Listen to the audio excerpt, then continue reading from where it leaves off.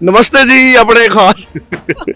आज शीतकालीन सत्र का पहला दिन है और जितने से इंतजामात होने चाहिए थे सरकार ने उतने से यहाँ पर किए। इसके बाद ये जरा गेट की हलचल भी दिखाइएगा, क्योंकि हालात जनता के क्या हैं, हालात सरकार के क्या हैं, ये बताना जरूरी है। आप यहाँ पे खड़े थे, रौनकें जिसको कह सकते हैं, वो आप किस तरह से देख रहे हैं? जब भी हम विधानसभा में आए हैं, हर किसी को हमने ऐसे धक्का मुक्की में देखा है कि जी मेरा पास जल्दी बन जाए। मेरा धक्का मुक्की का जिक्र हुआ, जरा गेट दिखाइएगा। बहुत बड़ा एक आईना जो है लोगों ने बीजेपी के मुंह के आगे रखा है जोरावर सिंह ग्राउंड में। तो सरकार के मुंह के आगे जो आईना है वो इस मुख्य प्रवेश द्वार पर भी दिख रहा है कि उसमें चेहरा कोई नहीं है। लोगों में उत्साह दोनों तरफ ही नजर नहीं आ रहा है। कितने झूठे वादे आप लोग करते हैं बीजेपी कांग्रेस वाले कि रोजगार की बात थी, रोजगार की क्या हालत है वो सब यहाँ पे देख रहे हैं, या कि आम आदमी के साथ कौन खड़ा है। अब आप जरा सम करिएगा। लोगों को लग रहा है कि यार घर ही बैठो तो ठीक है।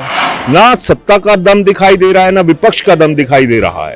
कल को पर्यटकों को ये जगह पसंद आती है और वो यहाँ पे आते हैं तो जरूर यहाँ पर भीड़ होगी। आज ना टोन मिलाने मजा आई जाना है। नमस्ते जी अपने खास। क्या नमस्ते नमस्ते जी, किल्ली ने। नमस्ते जी अपने खास। चलो विशाल थोड़ा सा इस तरफ दिखाइएगा, यहाँ पर जो माहौल है वो दिखाइए कि आज शीतकालीन सत्र का पहला दिन है और जितने से इंतजामात होने चाहिए थे सरकार ने उतने से यहाँ पर किए। लेकिन ये थोड़ा सा दिखाइएगा, प्रवेश पत्र यहाँ पे बनते हैं, वो जो विंडो है वो भी दिखाइएगा विशाल। उसके बाद ये जरा गेट की हलचल भी दिखाइएगा, क्योंकि हालात जनता के क्या हैं, हालात सरकार के क्या हैं, ये बताना जरूरी है। और इसकी वजह यही है कि सरकार जनता के लिए होती है और जनता तो हमेशा से लाचार रही ही है, चाहे वो सरकार जिस मर्जी की हो। और आज मेरे साथ पहाड़ी गपशप के editor in chief all in all Praveen Sharma ji भी हैं। प्रवीण जी आज थोड़ा सा हिंदी में आइएगा, क्योंकि प्रदेश के बाकी हिस्सों में भी ये जाएगा।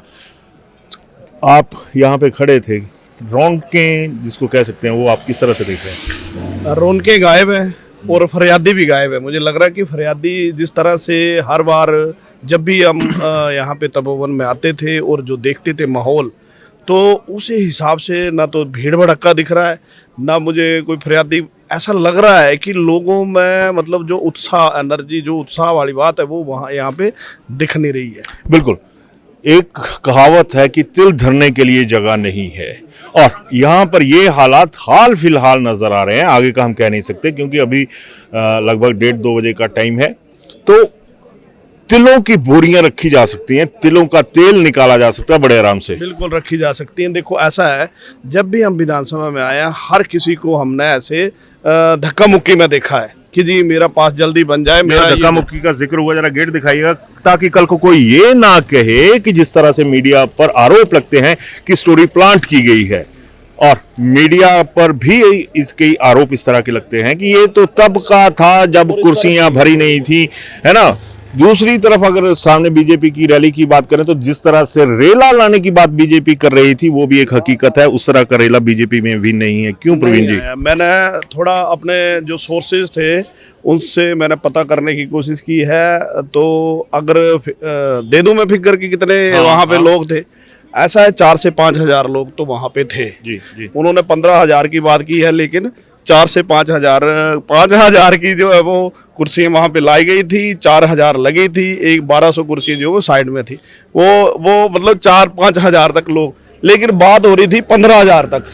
और एक लोगों की एक मानसिकता समझने की जरूरत है। बार बार आप एक ही वर्कर को कितनी बार बुलाएंगे? और जन आक्रोश रैली मतलब लोगों की रैली, लेकिन लोग नहीं वर्कर। आपके चक्कर में वो यहाँ से एक आवाज आपके घर से उठ जाएगी कि आप भी प्लांटेड है, पर मैंने इनको यहाँ पे सीधा पकड़ा है।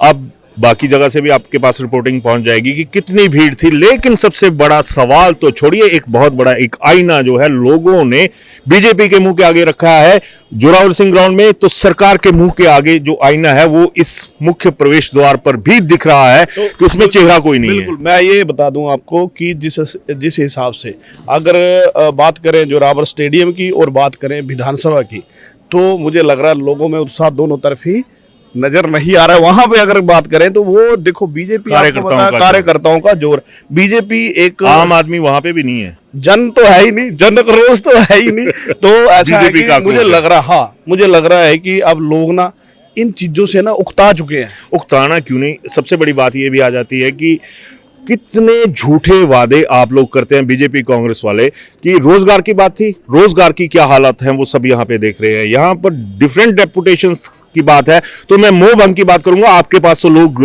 जो सरकार है वो अब रोष जिताने भी नहीं आ रहे, और जो रोष जिताने के लिए वहां पे बैठे हैं वो पार्टी लाइन के हैं, लेकिन जनता उनके साथ भी नहीं है, क्योंकि हर किसी के कंधे पे भगवा है। आम आदमी जिसको कहें वो वहां पर नहीं है।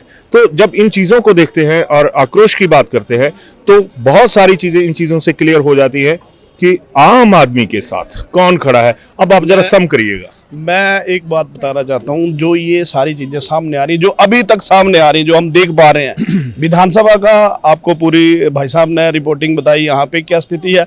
हालांकि इतना अभी 2 बजे सेशन शुरू होने वाला है, लेकिन उससे पहले अभी 2 बजने वाले हैं, लेकिन लोगों का यहाँ पे अधिकारी तो और बाकी पुलिस वाले तो दिखते हैं, सारे दिख रहे हैं, लेकिन लोग नहीं दिख रहे हैं, जन नहीं दिख रहे हैं। और वहाँ पे रैली की बात करें, वहाँ पे तो कहीं ना कहीं ऐसा लग रहा है कि भाजपा और कांग्रेस के वायदों से शायद लोगों को लग रहा है कि यार घर बैठो तो ठीक है।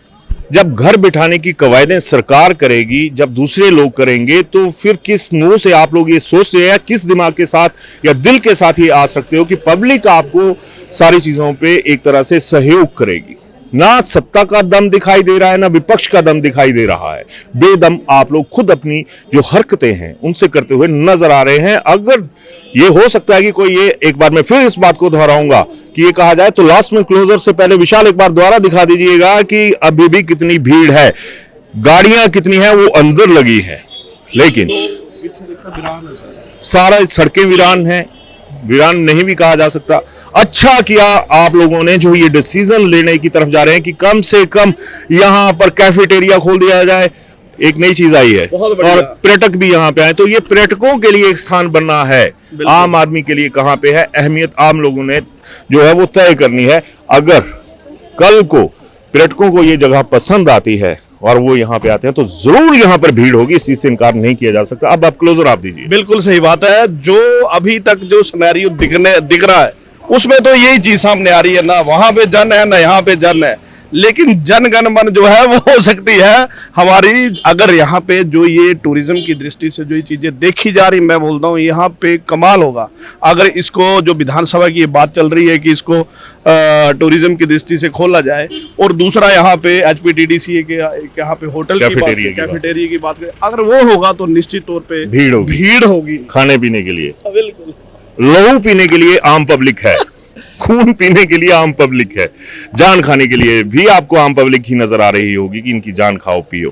खैर, बात वही आ गई कि किसी को अच्छा लगेगा कि कम से कम इस भवन का उपयोग हो रहा है व्यवसायिक तरीके के साथ, सामाजिक तरीके में इस भवन का कितना सा उपयोग हो रहा है ये आप तय कीजिएगा। सरकारें आएंगी जाएंगी। धन्यवाद। भूषण ज्वेलर्स लेकर आया है आपके लिए फेस्टिव बोनैंजा की ये धमाकेदार स्कीम। आप भी जीत सकते हैं 3 गाड़ियां, 5 स्कूटी और अन्य ढेर सारे इनाम। आज ही विजिट करें भूषण ज्वेलर्स सोलन।